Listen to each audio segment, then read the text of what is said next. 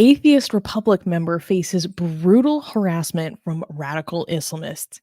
A popular Tamil Nadu-based based atheist podcast co-hosted by an Atheist Republic member in India titled, I'm going to pronounce this wrong, Schumy Vanna Kaviyangal, or SVK for short. Okay, so SVK is the name of the podcast, which promotes Dravidian ideology, which is an anti-caste, anti-religious movement for social reform, has faced escalating harassment, doxing, and chilling death threats from radical Islamist group over an episode from August of 2020, which scrutinized leaders across religions like Hinduism, Christianity as effing idiots. Well, SVK had previously added out the approximately 10-minute long section criticizing Islam amidst a 4-hour long podcast to quell the tensions.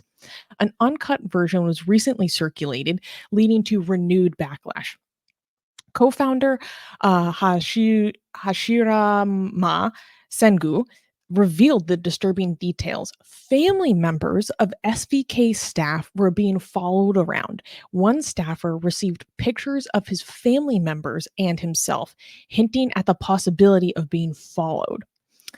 The threats appear politically motivated ahead of the national elections, with SVK alleging that a Muslim group linked to the Welfare Party of India is, quote, roiling other Islamic groups to attack us to benefit the BJP alliance by falsely linking the SVK podcast to the opposition DMK party. Despite issuing an apology that stated that they will continue to criticize religion, but they should not have used profanity, Islamist groups have still filed police complaints against members of the podcast. But we will not be deterred, Senju exclaimed. So, let me get a little background. So there is this podcast called the SVK podcast. They are based in Tamil Nadu in, southern India. And they are, big Periyar fans. They promote the Dravidian ideology, which is a, anti-caste, anti-religious movement. Periyar is one of the OG iconic Indian blasphemers and rationalists of the subcontinent, famous for literally going into temples and smashing idols because they represent the subjugation of entire groups of people. I know Armin is not a fan of the vandalism. We do not promote the vandalism either, but this is one of the things that Periyar is most famous for. And so that side note, if anyone tries to say that, if you have everything else was based. I just want to say everything else about that was based though. I just don't want to. But just as a side note, if anyone tries to tell you that, you being against Hinduism or criticizing Hinduism and hating it makes you less Indian or somehow makes you less a part of the history of the subcontinent, that's patently false, because some of the world's most powerful rationalists have come out of the Indian subcontinent. So don't let anyone tell you that BS, okay? Being anti-religion is part of India's culture. Okay, they were the OG anti-religious activists. Okay, so don't come at us for being you guys hate India. No, this is part of your culture. Celebrate it. But go on. Anyways, besides the point. So, they very much follow in that tradition. And 4 years ago, almost in August of 2020, they had a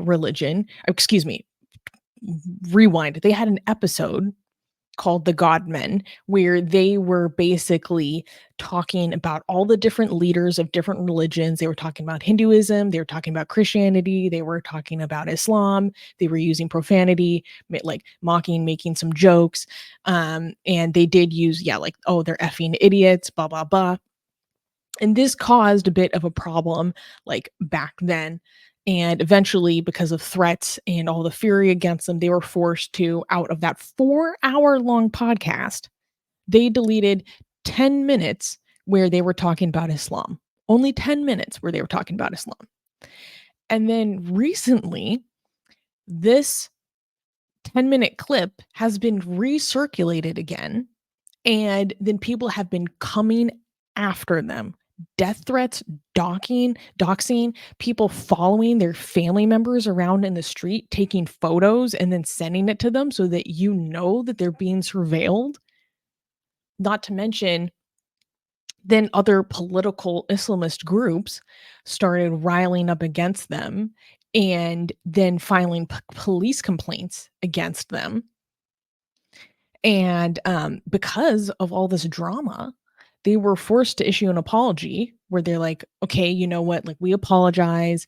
We shouldn't have used profanity. But at the same time, they were standing very strong and saying, no, no, no. We are an atheist podcast. We're Dravidians. Like, we are going to criticize religion. We're going to keep criticizing you. We just shouldn't have been vulgar. That was basically like what they had to say. Also, it's fine to use profanity. I don't understand. That's like, I know they I have to agree. apologize. Yeah.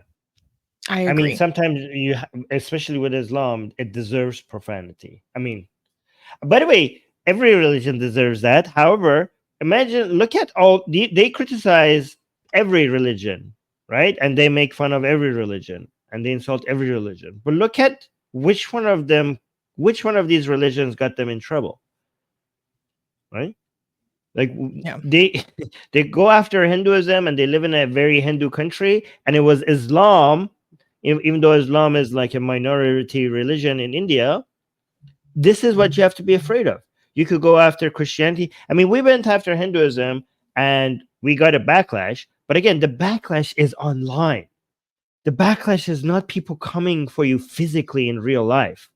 Only in Islam only when it comes to attacking Islam do you get threats like this, that you have to worry about I mean, I shouldn't say only, most of the time, like comparably a lot worse. The dangers to you when you go after Islam is astronomically higher than any other religion. And that's why it needs to be attacked more than other religions. The one that is, a lot of people like, oh, they're so sensitive, don't attack their religion. Actually, if they're more sensitive, they need to be attacked more to normalize it. Because if a religion is being this sensitive and you don't attack it because of the sensitive nature of it, because of the backlash, you're rewarding that behavior. You're rewarding all this abuse, all this harassment. You're showing to them that it works. And also, you're encouraging other religions to copy. They're like, hey, people are coming after Christianity and they're not going after Islam. Well, let's see what are the Muslims doing that makes people not come after religion as much. Maybe we should copy them.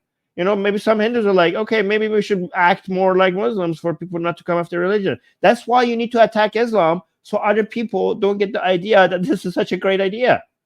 And we have seen Christians like Candace Owens basically adopting that mentality by being like, why are we so okay with offense? They're literally openly talking about adopting like that mentality and those tactics. Andrew Tate, for example, is making it so popular. They're like, people are, I became a Muslim because you don't endorsing violence. Andrew Tate was endorsing violence. They're like, you don't see people insulting Muhammad, they insult Jesus. That's why Islam is a stronger religion. Well, Andrew Tate, why do they not insult Muhammad? It's because of violence. Are you saying that's good? Are you encouraging that?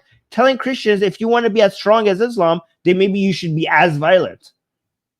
And it's so fun. As a side note, then we can continue with this story. As a side note, it's so ironic because at least Muslim Americans or Muslims in the West have spent decades trying to convince people that that's not the modus operandi. Right. literal decades trying to convince the public, no, that's not Islam. Islam means peace, blah, blah, blah. And then this one asshole convert comes along talking about how he just wants to have a harem of women and be violent. And people are like, you know what? The man has a point. A lot of younger Muslims are getting bold. The whole idea of like, because after 9/11, a lot of Muslims were all around the world like, no, we're not for violence. This is a religion of peace. And now the new model by the new generation of Muslims are like, you know what? We are not a religion of peace. We are a religion of violence. Deal with it. And they're bold, a lot more bold, because they have the numbers. This is the Muhammad Mecca phase and the Medina phase. It's basically exactly like Muhammad. Muhammad, when he didn't have the power, was like, hey, to each their own religion. Let's just all live. Just let you worship your thing, we worship our thing. And then when he had the numbers, they're like, submit or else I'll cut off your head. Right? So Muslims, why do you think now in the Western world, Muslims are a lot more comfortable saying that, yes, it's true, our religion is not a religion of peace?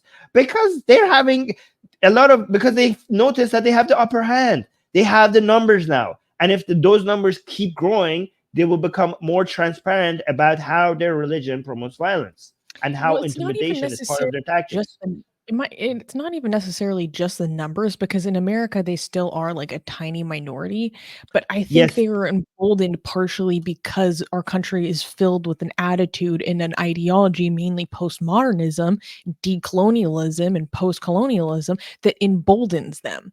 And then a whole generation of young people have been taught it that is that's actually the most righteous and just way to see the world.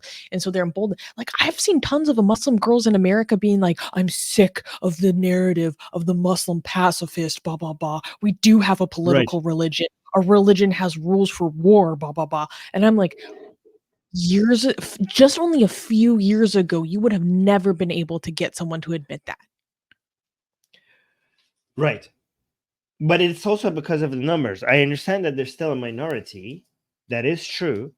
However, going from 2% to 5% and becoming bolder because of it means it's because of the numbers. I mean, it is partly because of the numbers. Even if you're still a minority, you will still have being going from 2% to 5%. That gives you a lot much more political leeway and also intimidation ability. So it does matter if you are a larger minority, even if you're still a minority.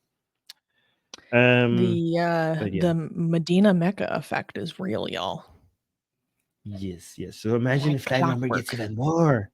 Guys, here's the thing. Here, this is why you need to like the stream. You need to like the stream because these problems are not going away. You guys need Atheist Republic. We are we are a source of we are a good backlash to all of this. Seriously, this channel, it's a good response to all of this nonsense growing in the world, and you need to support this channel. So make sure on YouTube, especially, that you like the stream right now, so that which is actually this is a good time to highlight this because Ronik is saying, "Sorry, I really don't have money to give as much as I support you and your mindset.